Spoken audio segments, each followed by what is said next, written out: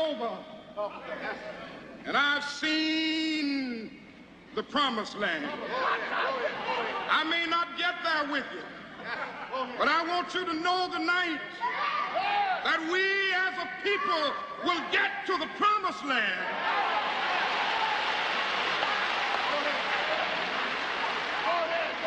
So I'm happy tonight. I'm not worried about anything. I'm not fearing any man. Mine eyes have seen the glory of the coming of the Lord.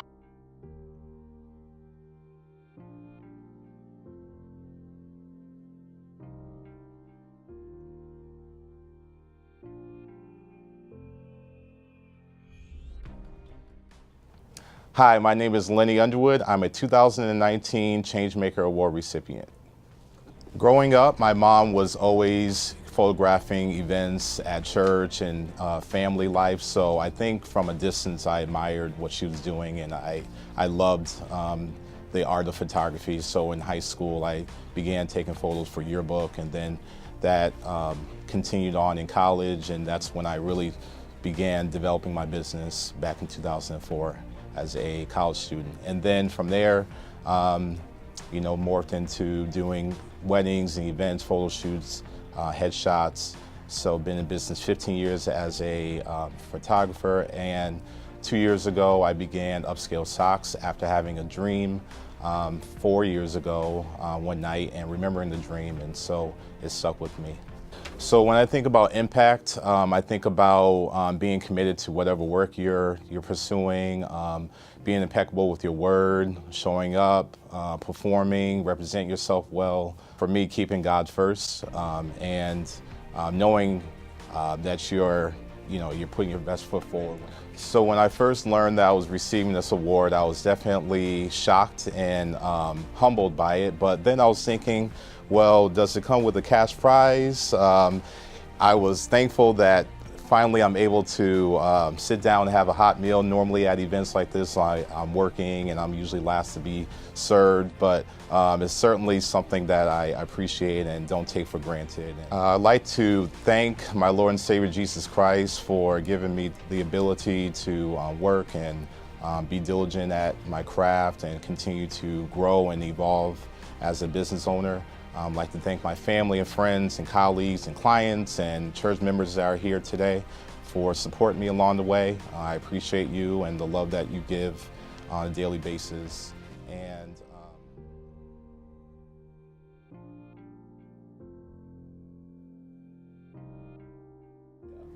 Hi, I'm Tika Jones, and I'm a 2019 social justice changemaker. So how was I inspired to do the work that I do? Back in high school, I used to do a lot of community service work, and I went to a lot of the meetings that happened at the Martin Luther King Community Center. So I heard a lot of the suggestions and what the adults were trying to do. And then when I was hanging out with my friends and I seen what was happening, I seen the gap in between. So I wanted to kind of fill the gap and figure out a way to make it cool to do positive work and do community work. So that's what pretty much inspired me. So what was my personal measure of success? I would have to say, for me, it's being able to do something bigger than myself and having an event where it's at the Mass Mutual Center and giving a platform for designers, giving a platform for the children to be great, giving a platform for vendors, makeup artists, hairstylists, and trying to, give them that platform to do what they love to do, and so they can be seen, getting them exposure. So that's my personal measure of success. I love to see when the kids go on to do more. I have a few kids who are in my fashion show who actually went on to be in commercials, who went on to do runway modeling, and seeing the designers get exposure, like whenever we have a celebrity guest and they post a designer and they get business from that, just that means a lot to me. That's my personal measure of success, seeing other people grow and do well. So what was my first thoughts when I won this award? My first thoughts personally were, I was honored because MLK is where it all started for me. And I used to go to MLK when I was younger, when I was like 16, and just listen to them talk. And I got to meet the Daryl Mosses, the Shalon Browns, the Dora Robinsons, you know, like the Ron Johnsons, and they meant so much to me, and I got to see what they were doing, the impact that they were making, and it inspired me.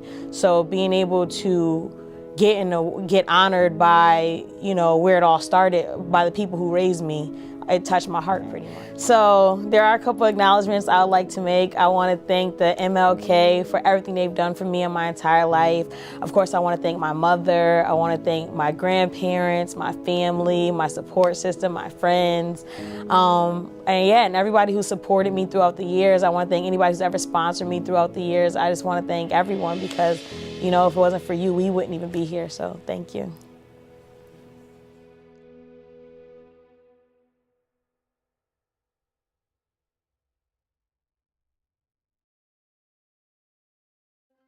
On time. Ray Berry, White Lion Brewing. So the question is, how was I inspired to start the beer company? We all have the entrepreneurial spirit. That's my belief. We all believe in giving back in many different ways.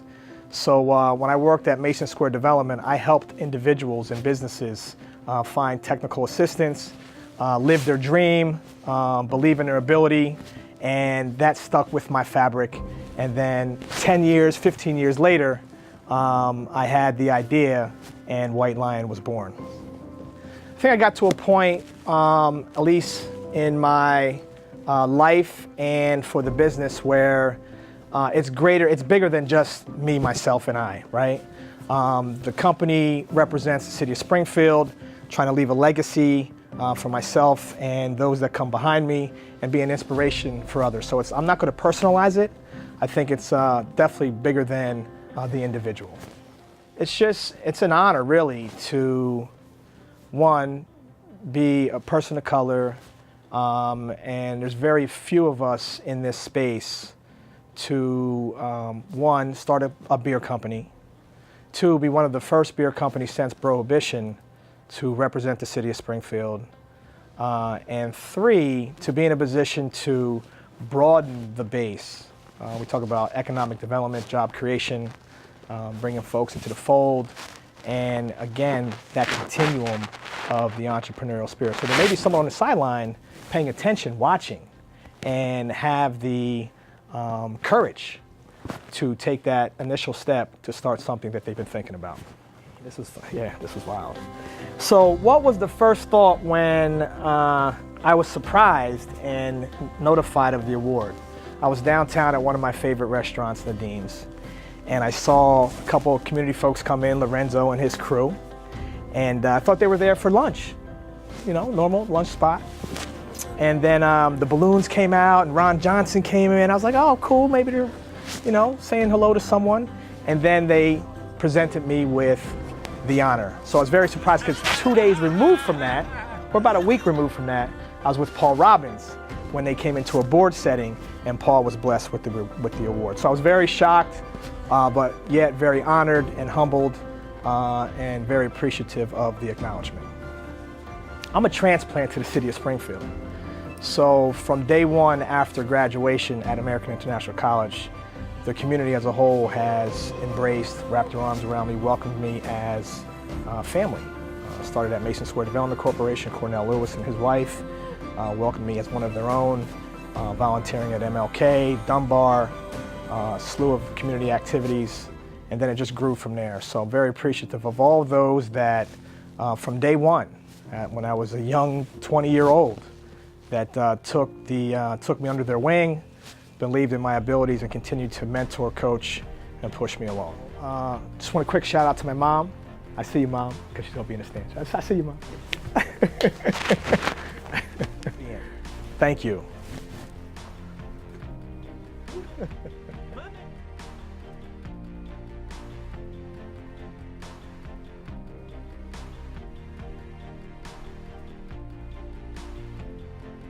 Okay. Hi, my name is Joyce Calhoun, and I am the president of the Big Will Express Athletic Club in Springfield, Massachusetts. Okay. I was inspired to do the work that I do by my father. My father was the president of the Big Will Express Athletic Club. He founded it in 1974. He passed away in 2009, and he asked me to continue his legacy. My personal measure for success is when I see these young academic achievers, okay, that participate in sports, that use sports as a vehicle to help them get to the next level of their education. And you know, once they achieve that balance, you know, scholarships, you know, come their way, okay, and it allows them to pursue their dreams. The Big Well Express was able to give out, to award over 100 scholarships to academic achievers and students that participated in sports. I was very happy and very grateful, and what a blessing, and what a blessing to come from your community that you live in. I would like to thank God, who is the head of my household, my family, my co-workers, my friends, and I also would like to thank the committee. I would also like to give special thanks to Ron Johnson and Willette Johnston.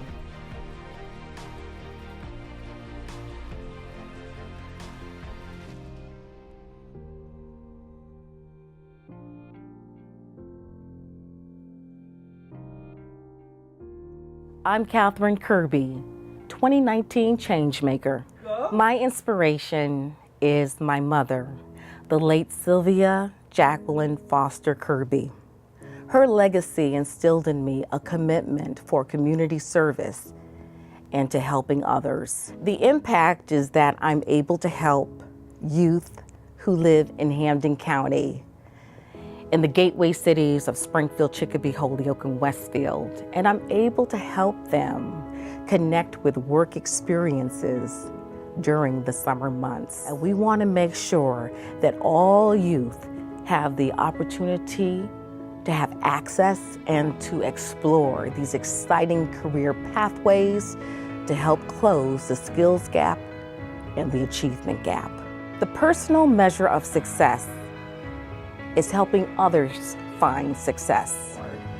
I was so touched to be honored with this award and honored from the community in which I live and serve. There's nothing more greater than that. I would like to thank my family and friends who have joined me today to celebrate this honor. It's a wonderful honor. I'd also like to thank the MLK Selection Committee.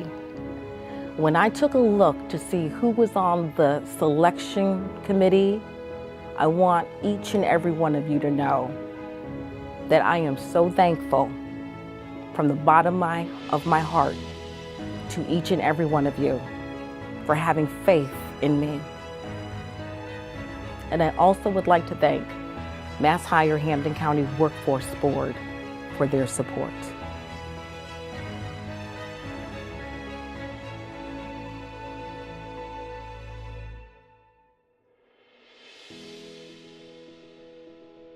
Paul Robbins. My company is Paul Robbins Associates. It's a strategic communications agency in the region. It's been around for about 30 years, but my real passion is around creating unity in the community, and it's been a blessing to be associated with the founding of the Healing Racism Institute of Pioneer Valley and working with some wonderful souls to move the ball forward on overcoming racism. I think, you know, so where do we get inspiration?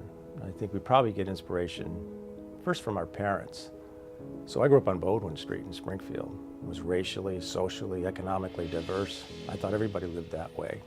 The fact that there was any kind of racial tension, I kind of didn't really learn until I went to classical high school, and we had the so-called race riots in Springfield. To have a small part in that, in this institute with other great people, you know, it's not so much a personal measure of success, but it's an acknowledgement that people are ready for this kind of dialogue, and that's powerful. And to be a part of that's very powerful.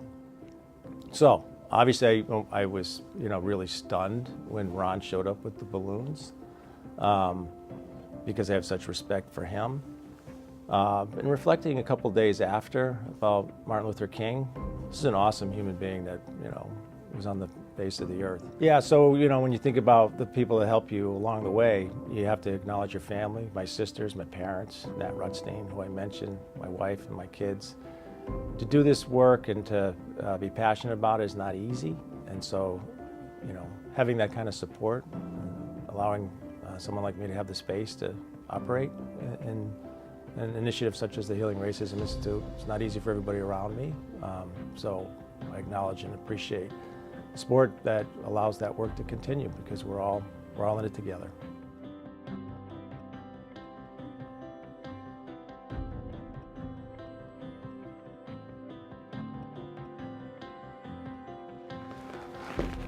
I have a lot to say and not enough time to say it all. According to my script, I'm supposed to keep my remarks to about 50 minutes. So why me? So that was my first question when I was surprised by Ron and the crew. They do this surprise show up in middle of meetings with a lot of other people watching, and caused me to reflect on my journey. And the work that I do is really around working with and in our community to create healthier places for people. So if I travel back in time, I can go 50 years. And the reason I can pull that 50 years out easily is because I've been with my wife for 50 years. And so for those in the audience that don't know, Dora and I have been married 49 years as of this May, 50 years next year. Phenomenal celebration, you'll get an invite. But I've been working in the community with her and with other people for at least that long. I sit on top of, or I stand on top of the shoulders of role models, black men and women that have basically pointed me in this direction. How do you create health? How do you create healthier communities? I also express the fact that it's a bunch of crap about what people say about black men raised by single black women. That I'm a strong black man because of my mother, a single black female-headed household leader. I get from her energy and passion and really a strong sense of justice. So this word Ubuntu, let me read it to you so to make sure I get it right. It's part of a Zulu phrase which literally means that a person is a person through other people. I am because you are. And so in the work that I do, I'm consistently working in a fashion where we are working together to create healthy places for other people. With that comes a sense of collective action, of collective power, agency or power. How do we collectively work together to actually change the conditions under which we live? So I often am working in positions where I'm changing the odds. I'm making it easier for people to be healthy, but I'm not necessarily changing the conditions, conditions of the community that create health. So the Ubuntu phrase sort of captures, I think, my journey over the last 50 years, more precisely the last 25 years. All right, so I want to, offer some acknowledgments, some thank yous. And so I've lifted up Dora, my partner, for 50 years. She has been really a mainstay, my director, my producer, my love. Dora's mom has been really part of our life for at least that long, and she's been an anchor, a way station in times of trouble or in times of need in our family. I got to lift up my daughter, my partner in crime. Kimberly has really been my joy. My joy is showing up in a presentation with her as my co-presenter. Who would have thunk it that I would be working alongside my daughter, learning from her often. I got to acknowledge my grandkids. Again, they keep me spirited and they keep me happy. They keep me up and ready to take on that next challenge. Now, I'm running into trouble because I'm going down this list of people to thank. And so I think I want to stop right there with my family. acknowledging my brothers as important people in my life as well. And I have to give a shout out to the Public Health Institute folks that have been part of my life for 20 years, Jessica Collins and that crew. My Bay State family who have actually make it fun to go to work. I am having fun every day. Folks ask me, Frank, when are you going to retire? Well, when I stop having fun. So I'm having fun at Bay State, an institution and organization that has actually taken on significant challenges. This notion of creating healthy communities is sort of at the root of what I do and is part of the fabric of Bay State Health. So Ron and his crew are doing phenomenal work, grassroots, building power at the individual level with kids, comprehensive youth development programs, collectively building power, changing conditions in their community to make it healthier for people. I mean, they really personify and are a great representation of how it is I try and do my work. So when we think about social justice and the Social Justice Award, I think about the work of MLK and am honored, humbled that my family, my friends have lifted me up at this moment. My name is Frank Robinson. I am a 2019 Social Justice Award recipient.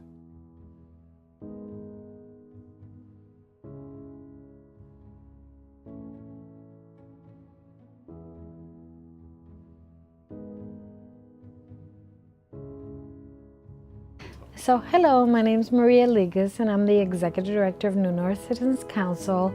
So when I first heard about this award, I was really excited. You know, I've had several awards presented to me and the agency itself, but this one is kind of unique because this one has to do with our own economic development, you know, for the North End. And the North End has grown immensely. And this award represents the direction that we're going in. And so I'm very grateful to the Martin Luther King Jr. Community Center, their staff, particularly Ron, who knows me from decades ago, and I'm not gonna say how long ago that was, but I'm very appreciative for their consideration of the award to New North because this means a lot to us. I think my staff is an incredible staff. My board of directors, for having the foresight to give me the direction that I'm working on to make sure that New North continues to grow. You know, the North End's come a long way. You know, in the 70s, there were a lot of civil rights things that were going on, and through the years, New North has really developed. For the last few years, we've developed the North End, the actual neighborhood. So we have a lot of new businesses, we have a lot of new social service agencies, and it's just grown in such a way that, you know, the neighborhood residents adapt to it, they learn from it, and they grow from it. And actually, we've learned in many ways in the North how to help more than what we've been able to. So it's just been a wonderful experience for economic development. There's so much more to come with a lot of other developments, including the new Barbara Rivera Family and Community Center, which will be coming up soon. And it's going to be a great opportunity for residents to engage with not only the staff, but other community members, politicians, and it's going to be a great opportunity for us to grow. Muy buenos días, mi nombre es María Líguez, yo soy la directora ejecutiva de New North Citizens Council. Estoy hablándole porque quiero darle muchísimas gracias y conocimiento a todos los miembros de la comunidad por el premio que hemos recibido y que en verdad estamos aquí para ustedes. Cualquier cosa que necesiten, estamos aquí para ustedes. New North Citizens Council is pleased and proud to accept the 2019 Social Justice Award for Economic Development. Thank you.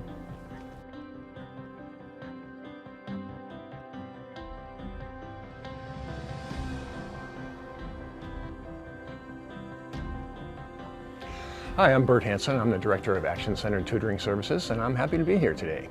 How was I inspired to do the work I do? When the former director of ACTS Tutoring, John Howell, retired, he asked me personally if I would like to get involved in the ACTS family. My wife Juliet was a tutor with ACTS for many years, and I used to love to listen to her talk about her student Perla, who was a third grader, and the things that they did and the relationship that they had. And I thought, wow, what a great thing that would be to be involved in that program. And I was right. It's an inspiration every day. And by the way, I should tell you that Perla is now a senior at Smith College, and she and my wife Juliet are still friends. So what was the impact? ACTS has an impact on children in Springfield in many ways. We help with academic skills, math and reading and writing.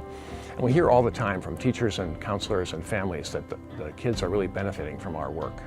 The most important way we make a difference, though, is in the relationship between the tutors and the students. For the students, having the undivided attention of an adult for 2 hours every week is really a gift. The kids build friendships and interpersonal skills, and more important, confidence. I hear all the time from kids who say they can't do something or they're not good at something. You know, I'm not good at math, I don't like to read, but before you know it, they're not only doing the math and the reading and whatever, they're enjoying it. A feeling of accomplishment is a big motivator and a great reward. We see a lot of improvement in the kids' academic skills and their attitude about school, which of course has an impact on things like attendance and cooperation and things like that. But the real impact we have is seeing the kids learn and grow and become engaged. Sharon Roberts, one of our site directors, puts it best. I know we're making a difference when I see the light in their eyes. My first thought on winning this award was surprise and maybe a little confusion. It was quite a scene. Suddenly, our board member, Willette Johnson, burst in the door with Ron Johnson and Marvinia Schubrick from Martin Luther King Jr. Family Services. They were carrying a big bunch of black and gold balloons. Needless to say, people don't burst in on our board meetings very often. But when Ron and Marvinia started explaining what was going on and why they were there, we were all pleased and excited to get the award. There were a lot of smiles back and forth across the table. It's really an honor to be recognized this way by Martin Luther King Jr. Family Services. I'd like to acknowledge our 10 board members, our 10 very supportive and very hardworking board members. And I also want to acknowledge our site directors. They are the heart and soul of the program. And you guys that are here, please stand up. Let's let people see who you are. They're an inspiration every day. And of course I need to mention our dedicated, faithful, and caring tutors. And finally, I'd like to acknowledge our families. They're advocates for their kids, and they're seeking out resources like ACTS Tutoring to help their kids be the very best they can be.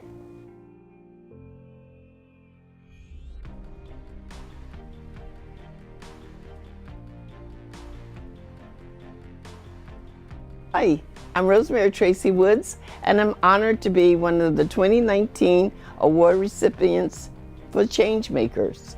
How was I inspired to do the work that I do? I don't know if you're referring to the art or to just the social justice. I don't really think it's work. I think it's natural that we all have a compelling force to see social justice. If you talk about the art, if you talk about social justice, again, I hope my impact, if you can measure any success in that, is that I have changed the lives of maybe 1 or 2 individuals. Think that in my assisting emerging artists, artists who've never exhibited before, artists with disabilities, artists of all diverse backgrounds have been impacted, or at least have found some success in what I do or try to do. When I first won this award, when they first came into the gallery, I was in the middle of a reception, and the first thing was, they must be in the wrong place.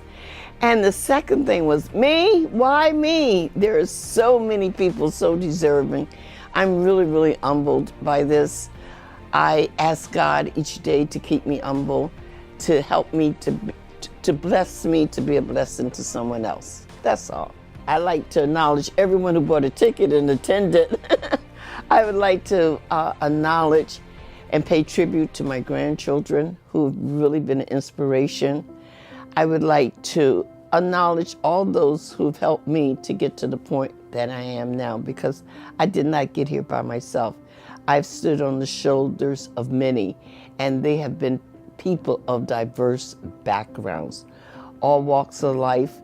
I can remember the first time that I met Fred Rockefeller.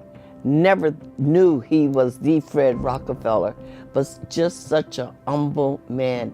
And it taught me that you can never judge a book by its cover, because the least will be the most, and the most might be the least. And I would like to thank the Martin Luther King Selection Committee. I like to thank the legacy of Dr. King, to the community center, to the workers, to the administrator, to the people who pass out the food every Thursday. It's such a worthy cause, and through them, just ordinary people, it keeps the legacy going.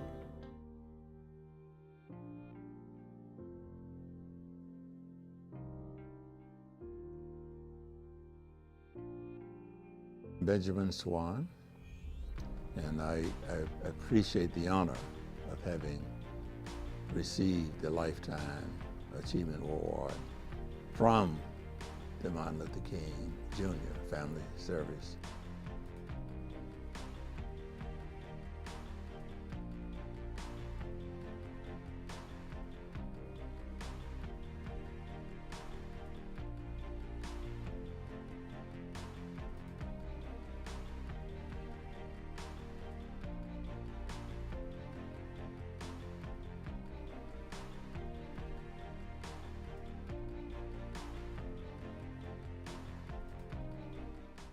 I had an experience when I was young, very young, and my father lived in a rural Belzoni, Mississippi. And there was a gentleman who, it was the first time that I had realized a grown person could be frightened. I thought it was for children. But this man came to our home, crawled through the cotton field to reach our house. And he was fearful for his life, literally. And we could hardly get him to stand up and walk into the house because he was afraid he'd be seen.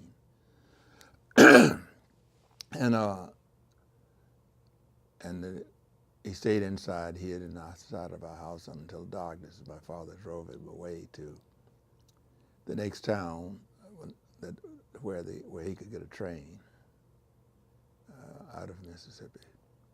So he was fearful for his life. He felt that he was going to be lynched.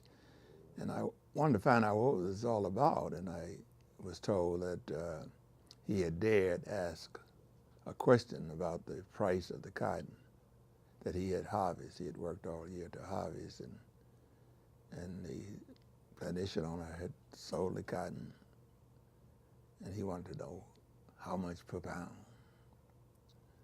which is a reasonable question. I mean, if you're going to owe some debt, you want to know how much can be paid out of this, how much. But he was not met with anything other than hostility when he asked the question.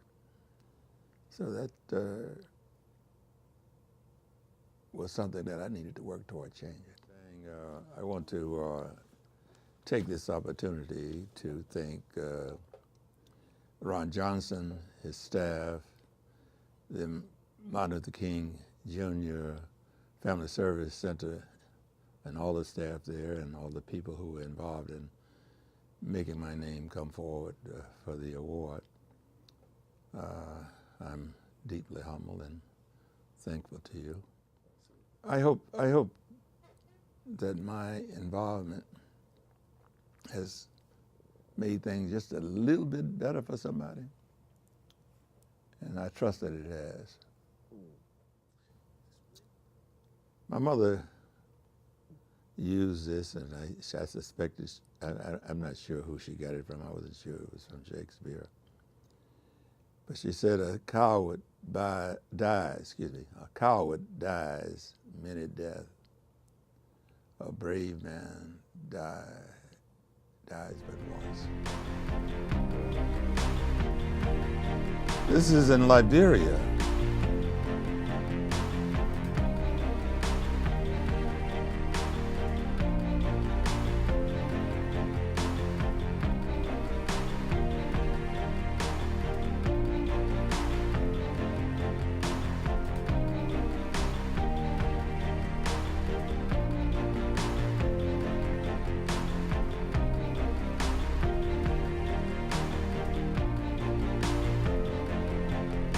Mr. Jim Brown, who I had a lot of respect for, I have a lot of respect for. Oh, this is a march we had here in Springfield. I've worked hard from time to time. Even though we face the difficulties of today and tomorrow, I still have a dream. Yeah. It is a dream deeply rooted in the American dream. I have a dream that one day this nation will rise up and live out the true meaning of its creed. We hold these truths to be self-evident, that all men are created equal. I